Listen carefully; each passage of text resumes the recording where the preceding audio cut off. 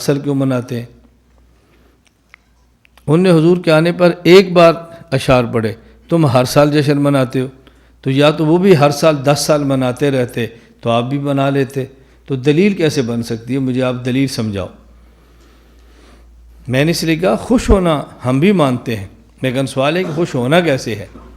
اور پھر مدینہ منورہ رسول اللہ صلی اللہ علیہ وسلم تشریف لائے، اللہ کے نبی کے آمد پر جو ان بچیوں نے اشعار پڑھے تھے اس پہ غور کریں، ان نے کیا فرمایا تھا۔ ان نے کہا تھا طلع البدر علینا من ثنیات الوداع۔ مدینہ منورہ وہ جگہ میں نے دیکھی ہے جہاں سے رسول صلی اللہ علیہ وسلم ایسے تشریف لائے نا، اور وہ گھاٹی ہے، پہلے تھوڑی جگہ نیچی ہے، پھر آگے گھاٹی ہے، پھر وہاں سے اترے، اس گھاٹی پر چڑھ کے یوں اترتے ہیں نا، جو ایسے گھاٹی پر چڑھے نا پھر اترے، بچیوں نے یوں دیکھا اور شعر پڑھا طلع البدر علینا من ثنیات الوداع۔ وہ دیکھنے والا منظر ہے، لیکن یہ تب ہے جب کوئی بتانے والا بھی ہو نا یہ جگہ کون سی ہے، بتانے والا نہیں ہوتا تو لوگوں کو پتہ نہیں چلا۔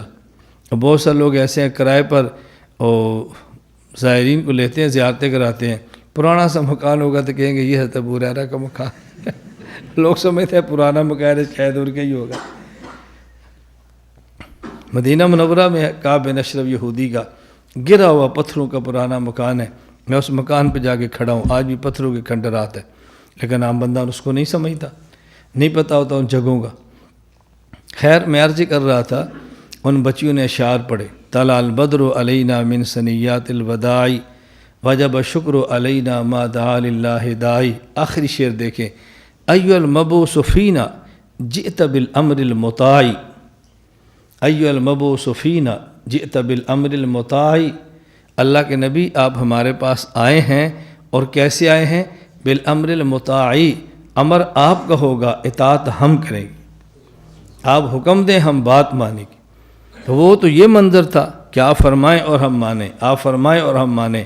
اس کا معنی یہ ہے ہمیں یہ دیکھنا چاہیے کہ رسول اکرم صلی اللہ علیہ وسلم کیوں تشریف لائے، اور نبی پاک کے آنے کا بنیادی مقصد کیا ہے؟ مخلوق کو خالق کی عبادت پر لگا دے۔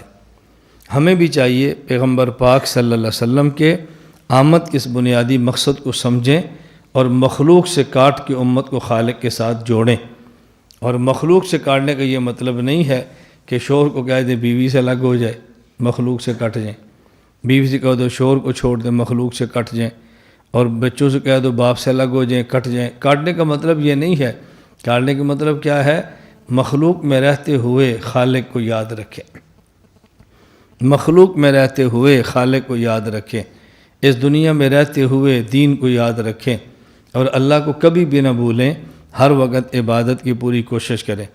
تو ہمارے لیے بنیادی بات یہی ہے کہ ہم رسول اکرم صلی اللہ علیہ وسلم کی سنت کو لازم پکڑیں، نبی کریم صلی اللہ علیہ وسلم کے ارشادات کو لازم پکڑیں، رسول اکرم صلی اللہ علیہ وسلم کی مبارک زندگی کو تھامیں۔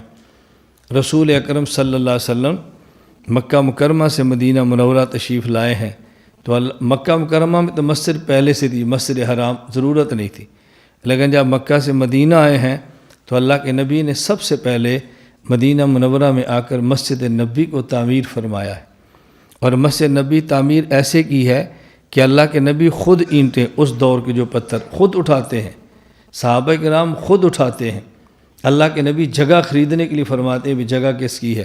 سہل اور سہیل 2 صحابی ہیں، وہ اپنی جگہ پیش کرتے ہیں، تو حضور نے فرمایا نہیں مفت میں نہیں لیں گے، ہم قیمتاً لیں گے۔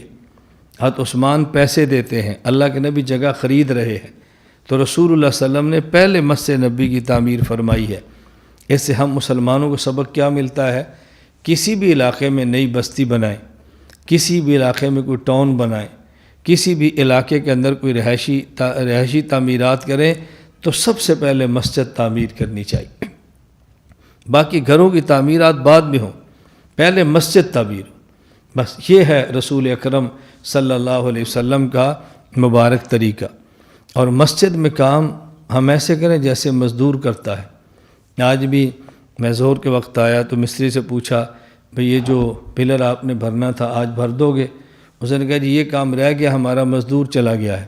میں نے کہا بھی ہمیں مستری چاہیے، مزدور تو ہم بہت ہیں، یہاں سادہ بھی مزدور ہیں، طلبہ بھی مزدور ہیں، مزدوروں کی آپ فکر نہ کرو، آپ ٹھہر جاؤ، مزدور بہت ہیں یہاں پر۔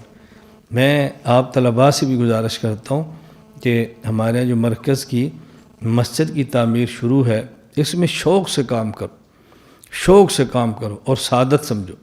میں نے آپ کو بتایا تھا کہ جامعہ بنوریہ کراچی میں نے اولا ثانیہ ثالثہ پڑھا ہے۔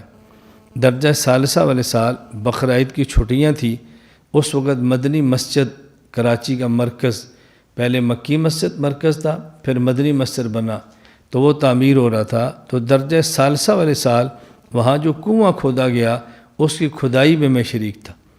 اب ثالثہ گزر گیا، کتنے سال ہو گئے ہیں، کنویں سے پانی نکلتا ہے، ہزاروں لوگ وضو کرتے ہیں، اس کا اجر اور ثواب ملتا ہے۔ تو آپ یہ ذہن بنا لو کہ ہم ایک اینٹ بھی اٹھائیں گے تو اجر ملے گا، لیکن اس کا یہ معنی نہیں ایک اینٹ اٹھا لو، دوسرے استاد اٹھائیں تو کوئی جی استاد جی ایک اینٹ پر بھی اجر تو ملتے ہی، تو 10 ضرور اٹھانی ہے۔ یہ مطلب نہیں ہے، اجر زیادہ سے زیادہ لینے کی کوشش کریں۔ اللہ تعالیٰ ہمیں یہ بات سمجھنے کی توفیق عطا فرمائے۔ بس نیت کر لیں کہ ہمارا جاگنا، ہمارا سونا، ہمارا اٹھنا، ہمارا بیٹھنا، ہمارا چلنا اور ہمارا ایک جگہ پہ رکنا، ہماری پوری زندگی یہ سنت کے مطابق ہو، اپنی زندگی بھی اور پھر پوری امت کی زندگی بھی، کیونکہ ہم نبی کے امتی نہیں، آخری نبی کے امتی ہیں۔ رسول اکرم صلی اللہ علیہ وسلم کا دائرہ نبوت بہت وسیع ہے، جہاں تک ہم جا سکے انشاءاللہ جائیں گے، جہاں تک پیغمبر کی سنت پہنچا سکے انشاءاللہ پہنچائیں گے۔ جتنی اللہ نے توفیق عطا فرمائی کریں گے تو ربیع الاول کا جو مبارک مہینہ شروع ہے، اس کو جشن کی نظر نہ کریں، اس کو عید نہ منائیں، رسول اللہ صلی اللہ علیہ وسلم کی آمد پر خوشی کا اظہار کریں۔ آج مجھے ملتان سے ایک صاحب نے فون کیا کہ مولانا آپ کا کلپ ہم نے دیکھا ہے کہ آپ کہتے ہیں شریعت میں 2 ہی عیدیں ہیں، تیسری عید شریعت میں نہیں ہے۔ میں نے کہا مجھے آپ بتا دیں کہ تیسری عید شریعت میں ہے۔ اس نے کہا جی ہم اس کو شرعی عید نہیں سمجھتے۔ میں نے کہا پھر آپ یہی کلپ آپ بنا دیں، بھی ہم اس کو شرعی عید نہیں سمجھتے، غیر شرعی عید سمجھتے، آپ بھی بنا دیں۔ مجھے کہتے نہیں ہمارا مقصد سمجھیں۔ میں نے کہا میں نے آپ کا مقصد کیا سمجھنا ہے، مجھے آپ بتا دو۔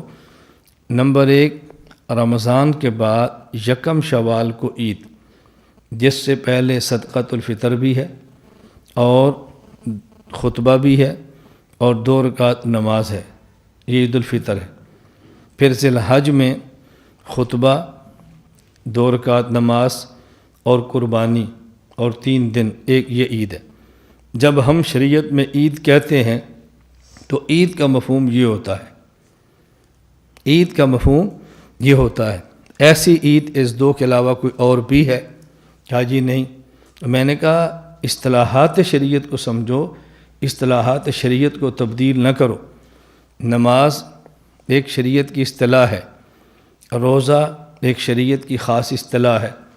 میں نے کہا ملتان سے ہمارے پاس تشریف لائیں، ملتان سے ہمارے پاس تشریف لائیں، اور آپ وہاں سے چلتے ہوئے فون کریں کہ مولانا صاحب میں روزے کے ساتھ ہوں، اور بیان کے دوران آپ کہہ دیں کہ میرا آج بھی روزہ ہے۔ جب بیان سے فارغ ہوں ہم آپ کو چائے پیش کریں تو آپ پی لیں۔ ہم کہیں آپ تو کہتے ہیں میں روزہ ہے تو آپ چائے کیوں پی رہے ہیں؟ تو آپ کو جی روزے کا مطلب یہ ہے کہ میں گالیاں نہیں دیتا، میرے زبان کا روزہ ہے۔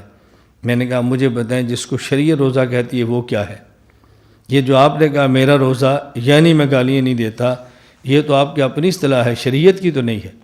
تو شریعت جسے عید کہتی ہے وہ 2 ہی عیدیں ہیں، ایک عید الفطر، ایک عید الاضحیٰ۔ یہ تیسری عید ہم نے بلا وجہ بنائی ہے، خوشی کا اظہار کریں، اس میں حرج نہیں ہے، لیکن اس کو عید کا نام نہ دیں اور اس کو جشن کے طور پر نہ منائیں۔ آج ہم ایک جگہ پہ تھے تو ایسے اس حوالے سے گفتگو چل پڑی، تو میں نے کہا بھی بات اچھی طرح سمجھیں، اگر آپ اس کو عبادت سمجھتے ہیں تو عبادت کے لیے اللہ نے جگہ مسجد بنائی ہے۔ احب البلاد الی اللہ مساجدھا، بہترین جگہ اللہ کی مسجدیں ہیں۔ ابغض البلاد الی اللہ اسواقھا، ناپسندیدہ جگہ وہ بازار ہیں۔ تو آپ اگر اس کو عبادت سمجھتے ہیں کہ رسول اللہ صلی اللہ علیہ وسلم کی ہم نے سیرت کا ذکر کرنا ہے، ہم نے دعائیں مانگنی ہے، امت کو حضور کی سیرت سکھانی ہے، میں نے کہا اس کے لیے تو پھر بازار سے بہتر مسجد ہے۔ مسجدوں میں جمع ہو کر سیرت بیان کریں، سیرت سمجھائیں، مسجد کا ماحول بھی بہت پاکیزہ ہوتا ہے، یہ تو سب سے بہتر ہے کہ یوں کر لیں۔ تو نہیں جی اس میں حرج کی بات کیا ہے؟ میں نے کہا حرج کی بات کیا ہے؟ کبھی محرم میں سکوٹی اب ربیع الاول میں سکوٹی، پہلے محرم کے جلوس، اب ربیع الاول کے جلوس، لا اینڈ آرڈر کے مسئلے پیدا ہوتے ہیں، قانون کا مسئلہ پیدا ہوتا ہے، اور قانون نافذ کرنے والے اداروں کے مسئلے پیدا ہوتے ہیں، اربوں روپیہ اس پہ خرچ ہونا شروع ہوتا ہے، اور اگر خدا نہ خواستہ اللہ نہ کرے ان میں سے کسی جلوس پہ کوئی بین الاقوامی ایجنسیوں کا ایجنٹ کوئی وہاں حملہ کرے، کوئی 2-4 جانیں چلی جائیں، اب آئندہ سال آپ نے کہنا ہے کہ ہم نے جلوس ضرور نکالنا ہے، ہم دستبردار نہیں ہو سکتے، گورنمنٹ کے لیے مسئلہ ہوگا، پچھلے سال حادثہ ہوا تھا، اب حادثے سے بچانا ہے تو پھر اربوں اور بڑھ جائیں گے، پولیس اور بڑھ جائے گی، کل کو فوج آنا شروع ہوگی، تو جس فوج نے مورچوں پہ رہنا تھا، سرحدات کا پہرا دینا تھا، سرحدوں سے گھسیٹ کے گلیوں کے اندر حملے آئے ہیں، تو ہم نے کون سا اپنے ملک کے اوپر احسان کیا ہے؟ میں نے کہا میں یہ گزارش کروں گا، جنازے کے لیے ایک جگہ جنازہ گاہ کہتے ہیں، عید کے لیے جگہ عیدگاہ کہتے ہیں، نماز کی جگہ ہے اس کو مسجد کہتے ہیں، تجارت کی جگہ ہے اس کو بازار کہتے ہیں، کھیتی کی جگہ ہے اس کو کھیت کہتے ہیں، تو مختلف امور کے لیے مختلف جگہ ہے نا، یا بازار تو تجارت کے لیے ہے، اگر وہ تجارت شریعت کے مطابق ہے تو خود یہ تجارت عبادت بن جائے گی، اس کے لیے مستقل کسی نئی عبادت کی بازار میں ضرورت نہیں ہے۔ میں نے کہا کوئی عذر ہو نا، ہمیں سمجھ آئے، آپ ایک اجتماع کرنا چاہتے ہیں، مسجد میں جگہ نہیں مل رہی، بازار والے مطمئن ہیں، رات بازار بند ہو گیا ہے، محلے والوں کو اعتراض نہیں ہے، یہ بات تو الگ ہے، لیکن ہم نے بلا وجہ جو ایک سلسلہ شروع کیا اس میں نقصانات کا اندیشہ ہے، تو میں نے ان سے کہا کہ اس سے بچنے کی کوشش کرنی چاہیے۔ اللہ تعالیٰ مجھے اور آپ سب کو رسول اکرم صلی اللہ علیہ وسلم کی سنت کے مطابق اپنی زندگی گزارنے کی توفیق عطا فرمائے۔ اللہ تعالیٰ ہم سب کو آخرت کی تیاری کی توفیق عطا فرمائے، اور اللہ تعالیٰ اپنی رضا اور اپنے رضا والے عمل کرنے کی توفیق عطا فرما دے، جس کا ہمیشہ اہتمام فرمائے۔ اور میں ایک بات بطور خاص اپنے طلباء، اپنے سے منسلک جو حضرات ہیں ان سب کو کہتا ہوں کہ بھی ہمارے مزاج کو سمجھنے کی کوشش کریں، مخالفت برائے مخالفت نہ کریں، موافقت برائے موافقت نہ کریں، جو چیز ٹھیک ہے اس کو ٹھیک کہیں، جو چیز غلط ہے اس کو غلط کہیں۔ یہ میں نے کیوں کہا ہے؟ ابھی چند دن قبل کی بات ہے، ایک ساتھی مجھ سے فون پہ گفتگو کرنے لگا، مسئلہ چلا ہے ناموس رسالت کا، مسئلہ چلا ہے توہین رسالت کے قانون کا، تو اس نے ڈائریکٹ مجھے کہا کہ مولانا صاحب ہمارے جو چیف آف آرمی سٹاف ہیں جنرل قمر باجوہ صاحب، تو یہ بھی قادیانی ہیں۔ میں نے کہا آپ قانون کی بات کرو لیکن الزام تو نہ لگاؤ، جی ہم نے سنا ہے۔ میں نے کہا آپ نے کس سے سنا ہے؟ کوئی سند، کوئی بات؟ خیر جب اس نے بات کی تو ہمیں تو پہلے دن سے پتہ تھا، اس پر علماء کے کالم لکھے جا چکے ہیں، تحریرات آ چکی ہیں، اور بڑی وضاحت آ چکی ہے علماء دیوبند کی طرف سے کہ ہمارا جنرل قمر یہ قادیانی نہیں ہے۔ میں نے پھر بھی اپنے طور پہ پہلے گکھڑ منی رابطہ کیا، امام اہل سنت والجماعت شیخ التفسیر والحدیث حضرت مولانا محمد سرفراز خان صفتر رحمۃ اللہ علیہ کے سب سے چھوٹے بیٹے مولانا عبدالوہاب خان راشد، یہ سب سے چھوٹے جو حضرت کے بیٹے ہیں نا، مولانا راشد منہاج الحق خان راشد، سب سے چھوٹے بیٹے۔ چھوٹے کا مطلب یہ نہیں کہ چھوٹے ہیں، اب تو بہت بڑے ہیں، حضرت کے بیٹوں میں چھوٹے ہیں، ہم اکٹھے درجہ حفظ میں پڑھتے رہے۔ میں نے ان سے پوچھا، انہوں نے کہا ہمارے شہر کا ہے، ہم ان کے آباء و اجداد کو جانتے ہیں، پورے خاندان کو جانتے ہیں، ان کا سارا خاندان ہمارے ابا جی سے منسلک ہے، تو یہ تو قادیانی نہیں ہے۔ پھر میں نے عالمی مجلس تحفظ ختم نبوت کے رہنما حضرت مولانا اللہ وسائے صاحب دامت برکاتہم سے رابطہ کیا۔ میں نے کہا مضمون آپ کا ہے، کام اس پہ آپ کرتے ہیں، آپ کی تحقیق کیا ہے؟ انہوں نے کہا ہماری تحقیق بھی ہے کہ یہ مسلمان ہیں اور قادیانی اور مرزائی نہیں ہے۔ میں نے کہا دیکھو جہاں پیدائش ہے وہ بھی کہہ رہے ہیں، اور جو جماعت سلمان پہ کام کرتی ہے وہ بھی کہہ رہے ہیں، تو پھر آپ کو کیوں اصرار ہے کہ آپ نے جنگ لڑتے ہو مسلمان کو بھی قادیانی کہنا ہے؟ حضور اکرم صلی اللہ علیہ وسلم کے اس بارے میں بڑی واضح حدیث ہے، آپ نے ارشاد فرمایا لا یرمی رجل رجلا بالکفر او الفسوق الا ارتدت علیہ ان لم یکن صاحبہ کذالک۔ اگر کوئی شخص کسی دوسرے کو کافر کہتا ہے اور وہ جس کو کہا وہ کافر نہیں تھا، یا دوسرے کو فاسق کہتا ہے اور جس کو فاسق کہا وہ فاسق نہیں تھا، تو اس کو کفر اور اس کا فسق اس فتویٰ لگانے پر لوٹ آتا ہے۔ یعنی مسلمان کو کافر کہنے سے بندہ خود کفر میں جاتا ہے، اور صالح کو فاسق کہنے سے خود فسق میں جاتا ہے۔ میں اس لیے گزارش کرتا ہوں بھی آپ ہمارے مزاج کو سمجھو، یہ بلا وجہ الزامات لگا کہ اپنی آخرت تباہ نہ کرو۔ اللہ تعالی ہم سب کو اپنی آخرت کی فکر کرنے کی توفیق عطا فرمائے۔ وآخر دعوانا ان الحمد للہ رب العالمین۔ لا إله إلا الله لا إله إلا الله لا إله إلا الله ما لنا رب سوى لا إله إلا الله لا إله